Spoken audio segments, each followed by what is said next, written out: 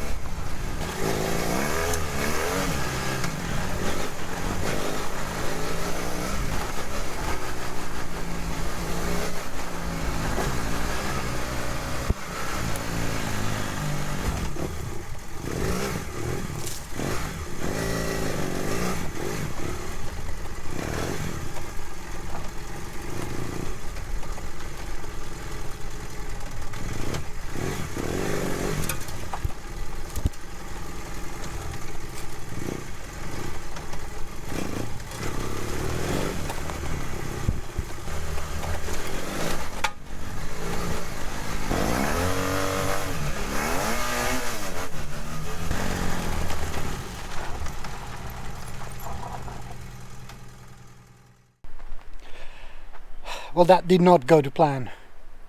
The moment we wanted to stop and find a filming spot where I could talk about the bike, a bunch of people gathered. So instead of talking about the bike, I made some friends. Unfortunately, in the real world, friends matter more than a YouTube video, so I made some friends.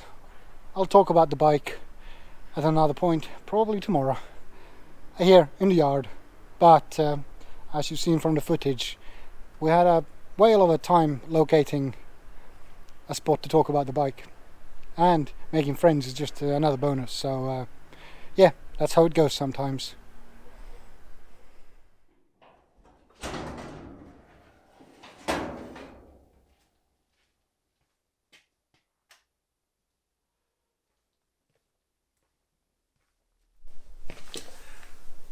Good morning.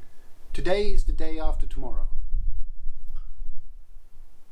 Anyway, time to talk about the old girl.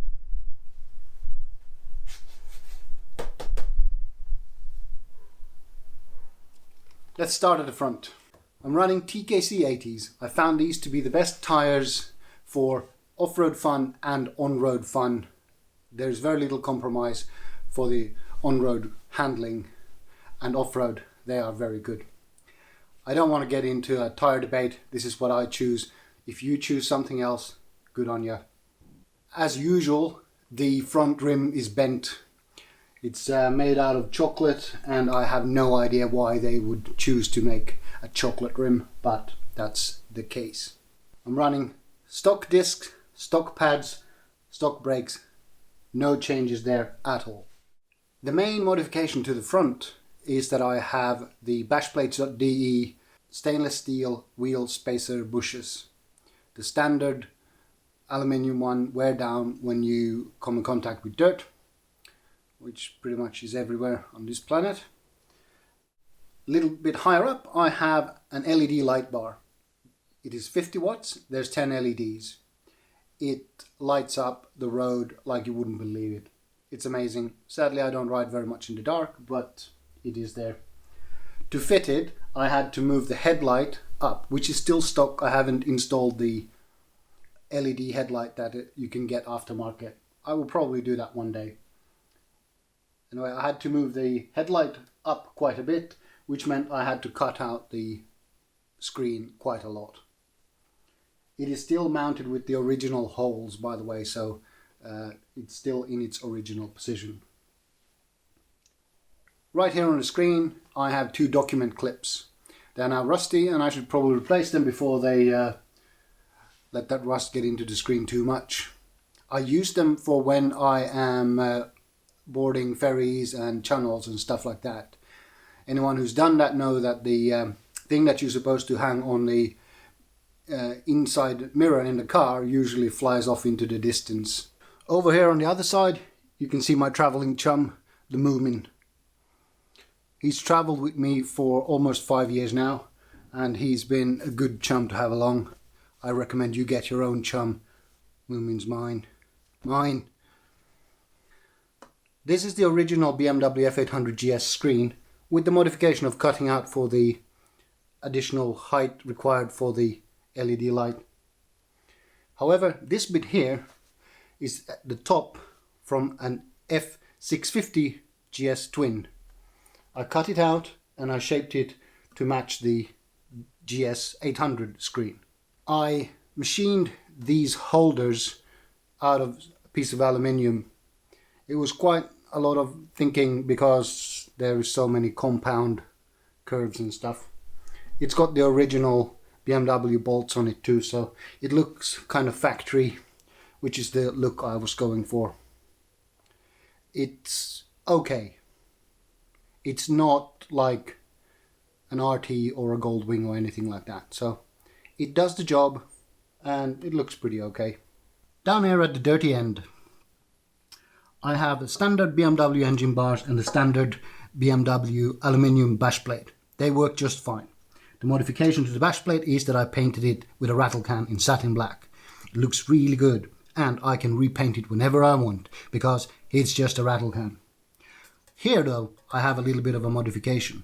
This is about 1mm aluminium, and I made this to prevent mud and dirt from getting into the tray. If you've ever been off-roading this one, you know what sort of a scoop this is to collect the mud and dirt. So this one is just there to protect this area from getting mud thrown into it. Along with that one, I have a rubber. Yes, you don't have to buy a plastic one. You can make a rubber one, mud flap, that I've attached with 3 bolts into the plastic mud guard. It looks horrible, but it works well. And as you can see, even with the mud flap and this lip, the level of dirt, the height of the dirt goes up to there. So these two in combination work really well. And if you're concerned about the cooling of the engine, let me point out this item here. That is the radiator for the water cooling. This engine is water cooled. This does not affect the cooling of the engine. And trust me, it's been there for years. It works fine. Up here at the grinner's position, I have a few things that are not standard BMW. My trusty old Garmin Montana 600. It's been okay. It's getting a little bit long in the tooth at the moment, but it is attached to the Garmin AMPS mount. But this here is a 3D printed holder that I designed so that it would be very compact and very low down, so it wouldn't obscure the dials too much. You can find this on Thingiverse if you want to print your own.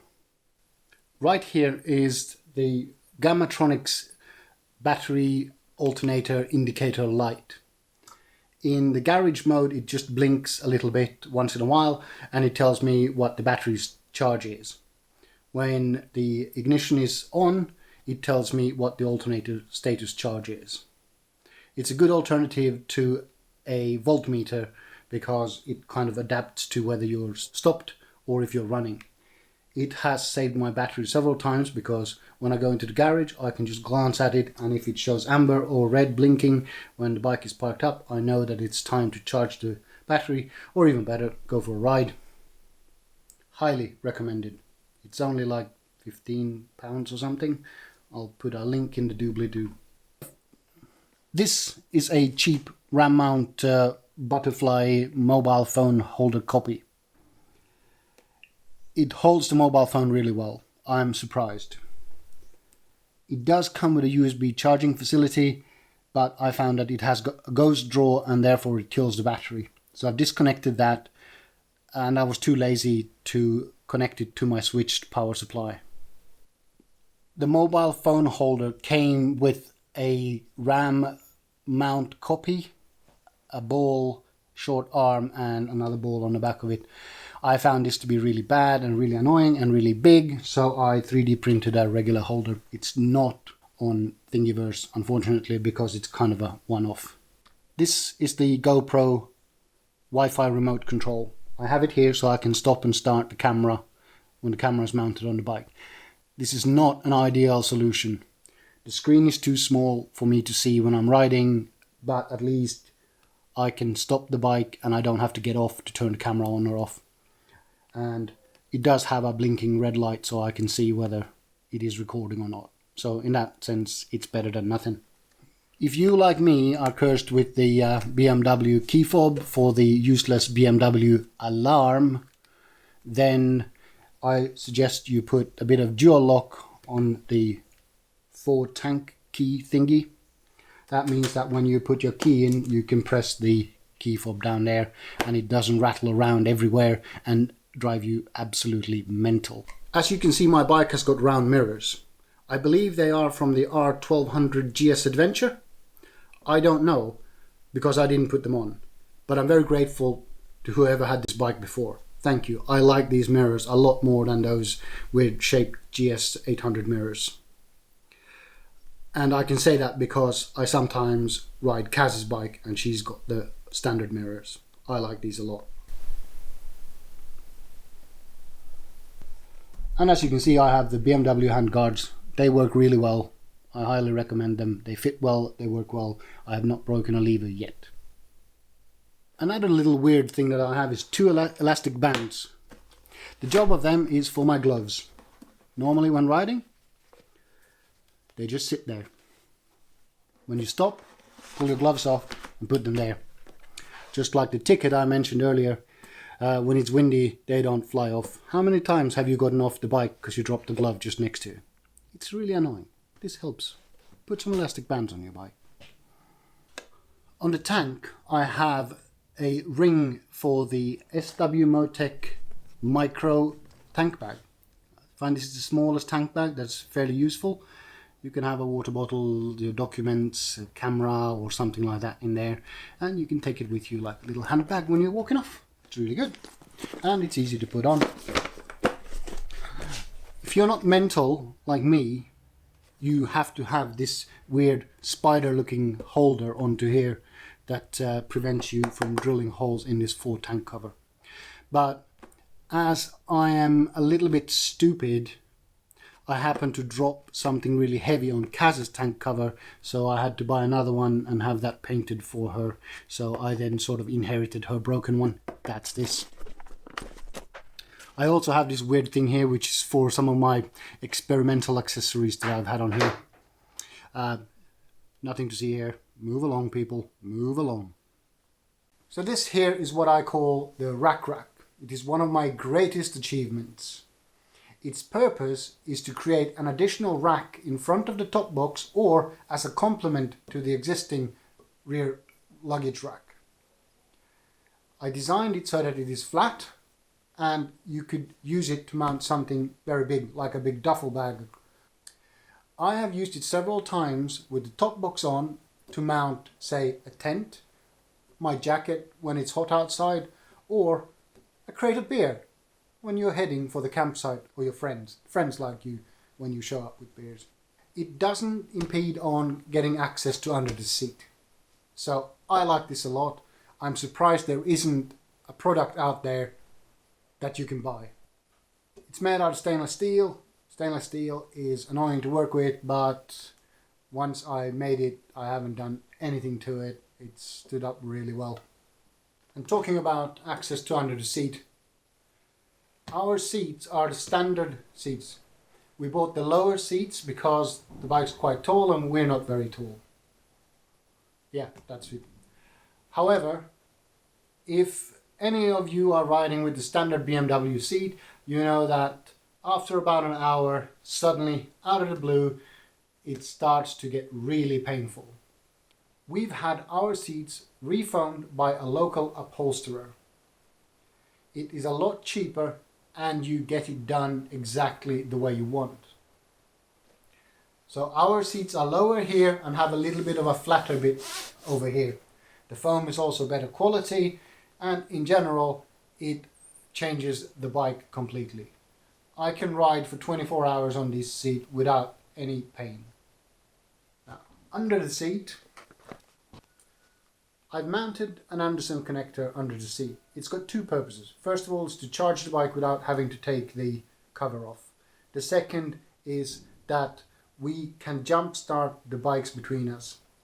We have the ability to pull a cable into a tent if we're camping, and that might in turn cause the battery to drain. In which case we need to jump start it, and carrying regular jump starting leads can be very bulky.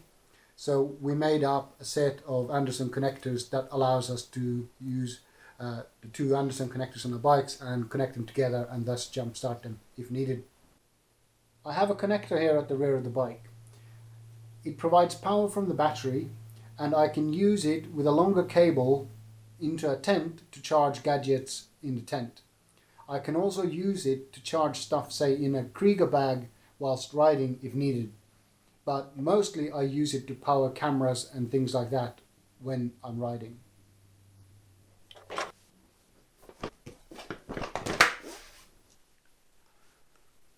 This is a DIN plug.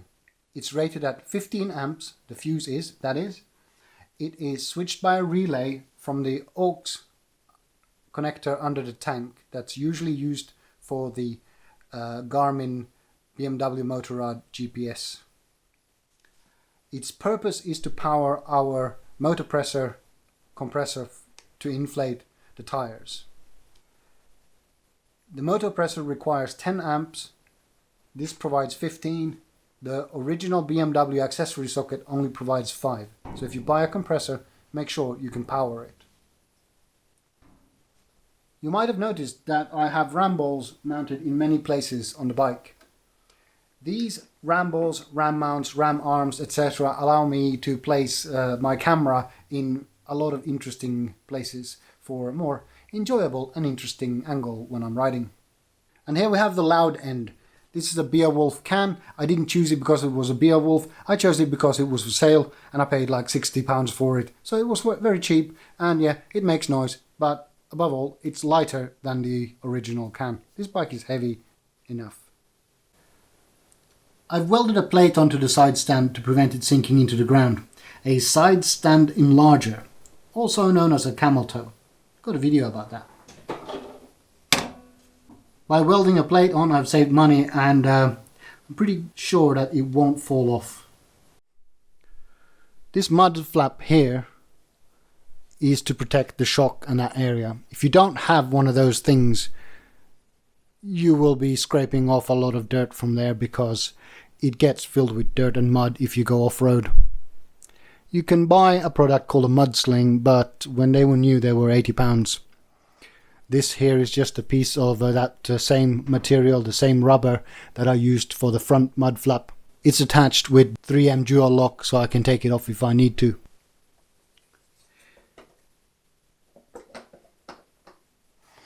That's my taped license plate light.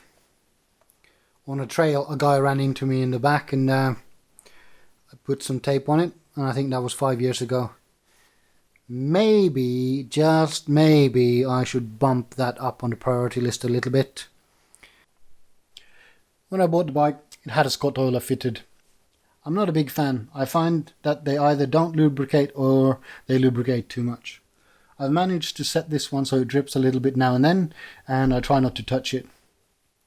I control the amount of lubrication on the chain by having a eyedropper bottle with some regular engine oil in it. I use that every time I stop, I check, and then I put some drops on if needed. A fun fact for you. Oh wait, maybe not that fun. If you see the center stand on the F800GS being all rusty like that, it means the bike has led a good life and had many tours off-road in deep mud and ruts. I have one of those cheap booster plugs fitted. It's supposed to change the temperature and therefore make the bike a little bit richer. Some people say that they cancel out the adjustments in the ECU, but I have the GS911 and I have reset it, and I can't tell any difference between it being reset and not reset. I think it does something. I don't know if it does very much, but it's there. I paid for it, so I'll use it. I also have a cool cover.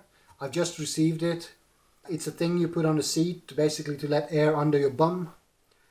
It prevents oh, you know what I mean. I haven't ridden with it yet. If you want me to give you a bit of a review about that one, let me know in the doobly-doo below, or wherever they put it. I also have the BMW aluminium pannier set, including the top box. I like them a lot.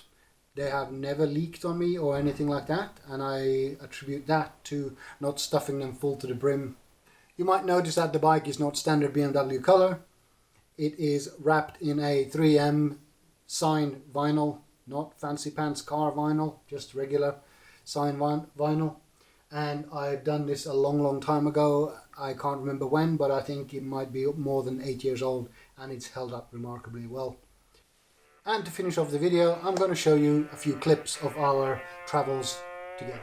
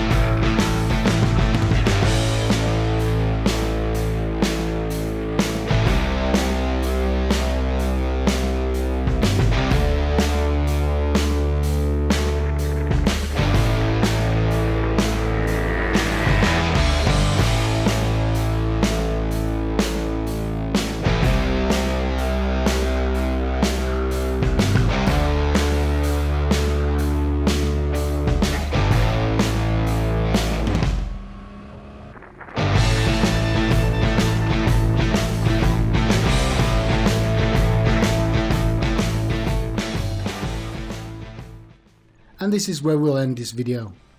If this is the first video of mine that you've seen, then welcome. I have several videos on how to service and maintain the F800GS. They might help you do your own servicing, and they might even save you some money. If you'd like to support me making more videos like this, then you can do so through Patreon or PayPal. No pressure, thank you. Before we go, I'd like to thank my camera people for the help on the first riding part. Thanks to my better 3/4 Kaz. By the way, she's also got an F800GS, and I think she could make a video about her bike. Let us know in the comments if you'd like to see a video about Kaz's F800GS. I'd also like to thank my chum P. David Storm on Instagram. Not only did he help with the filming, he's also a top-notch guy and biker. On top of that, he also does some fantastic drawings of cars and motorbikes. Check him out on Instagram at @pdavidstorm and get in touch with him if you'd like a drawing of your bike or car. And that's it. Thank you ever so much for watching, and please stick around for the next one.